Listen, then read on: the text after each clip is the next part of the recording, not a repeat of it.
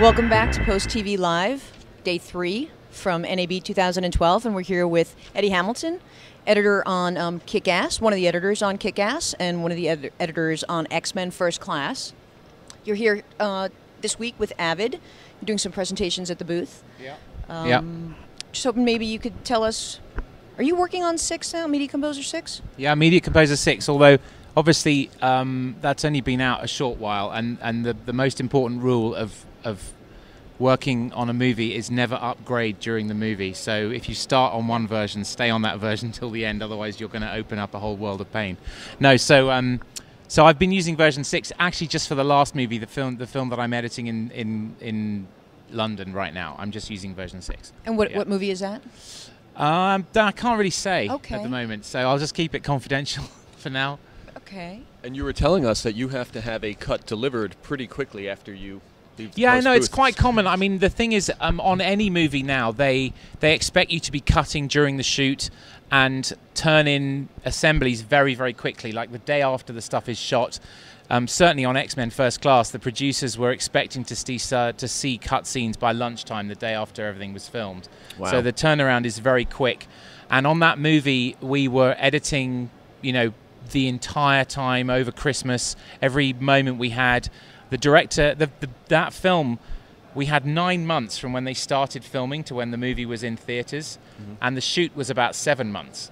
So we locked picture 9 days after the shoot finished, and then 1 week later we were mixing the sound, and then 2 weeks later we finished mixing the sound, and 2 weeks after that it was in thousands of screens worldwide in like multiple languages and loads of subtitles. And so the deadlines were very tight, so you need to be right on it, working incredibly fast and trying to get the film in a kind of finished shape as soon as you can, so that everyone can make production decisions based on what they see, in terms of sound design and visual effects and music and stuff like that. I was going to say, it's such a visual effects heavy film. How did that affect the way you work, and what were some of the challenges? Okay, well, I was hired by the director, Matthew Vaughn, 2 months before they rolled one frame of film, mainly in order to cut previs for the film. So if any of you have seen X-Men First Class, there's a big sequence, there's a big action sequence towards the end where there's the Russian Navy and the American Navy are facing off. The X-Jet flies in, Professor X causes a ship full of missiles to blow up, Magneto, I'm giving it away if people haven't seen it, but it's a year ago, so it's come on, guys. It's all hypothetical. We're talking in... there's a big scene in the trailer where you see Magneto pulling a submarine out of the water, the villain submarine. He manages to pull it out of the water, and the X-Jet suspends it above the beach. It's very exciting, but those shots of Magneto pulling the sub out of the water, they're like $100,000 to $200,000 a shot, sometimes more than that.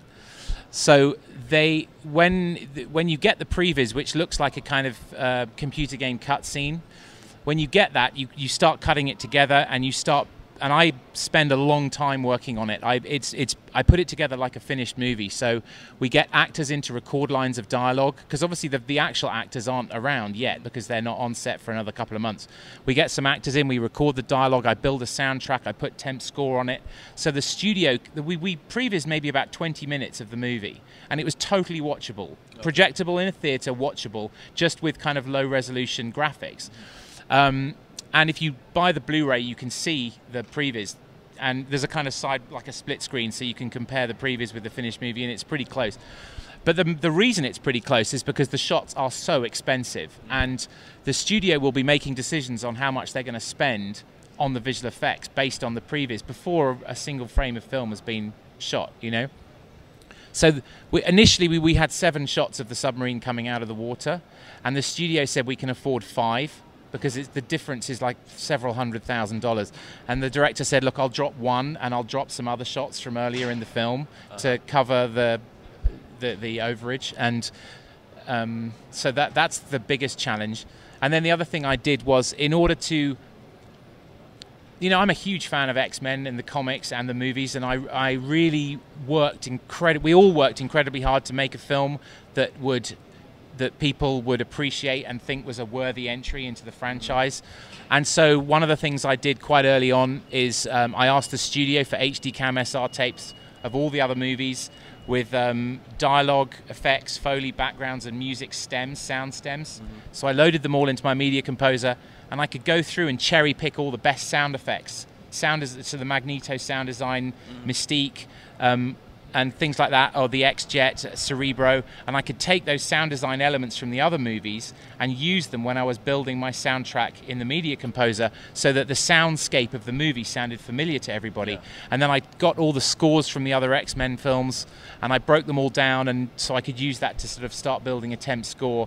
You know, the trick is to try and make your work watchable like a finished movie, you know, as soon as possible, so the guys who are making production decisions can come and sit in the cutting room. I always work with 5.1 surround sound, big huge plasma screen, biggest one the production can afford, and so it's really theatrical, where, you know, the environment that I create in the cutting room is as close to a theatrical environment as possible, so people can start feeling the movie very quickly, you know. And that means that when we get onto the mixing stage, the sounds that are being used everyone's grown used to them, hearing them in the media composer, so there are no nasty surprises when you get on the stage, and you can kind of crank through the mix really quickly and trouble-free, and you take it from a kind of stereo, which I use in the media composer, and you sort of turn it into a nice 5.1 for a theater, and you know, that's kind of something else that I did on that film, which I try and do a lot, is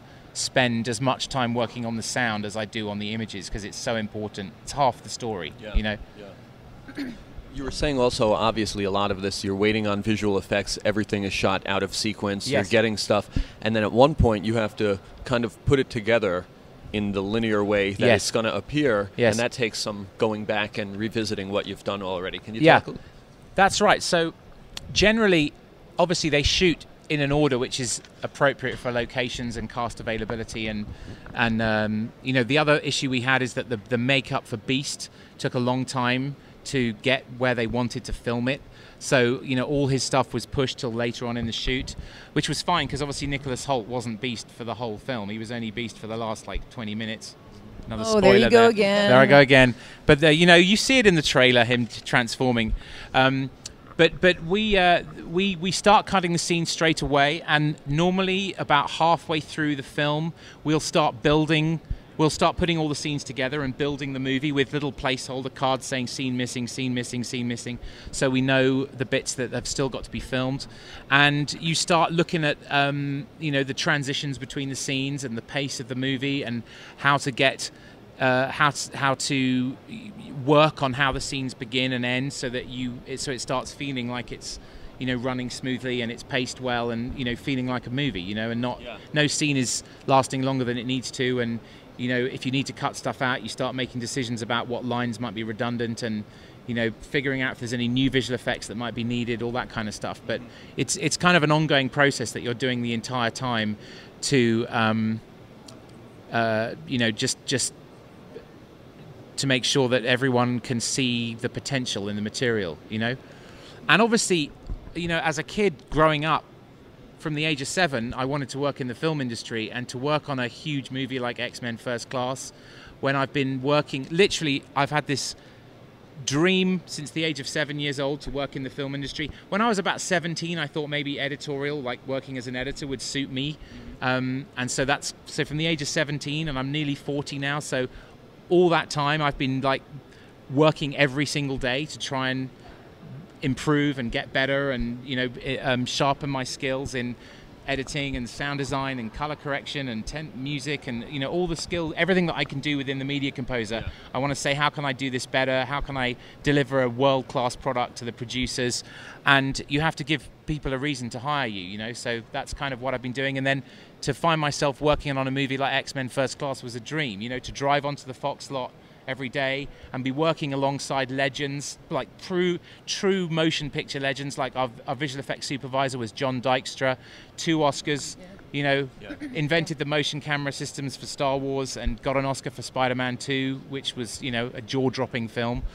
To work alongside him for the entire year of the production of the movie was such an honor and a privilege, you know. And I was reading books about him when I was, you know, when I was a kid, and reading about what he achieved when they were shooting Star Wars.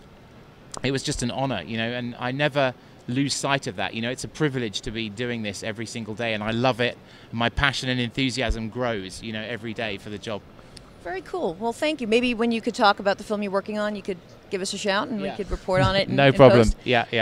Thanks. It's all, you can't talk about these things because it's know. sometimes, you know, very confidential, and you can jinx stuff. You know, Sure. there'll be there's great movies that are coming down the tracks, but until you're sitting working on it, there's no point in talking about it because you never know what might happen. Totally understand, but we will get you then. My pleasure. No, my pleasure. Thanks for having me. Well, thanks. Eddie Hamilton, Mark Loftus, Randy Altman. We'll be back shortly.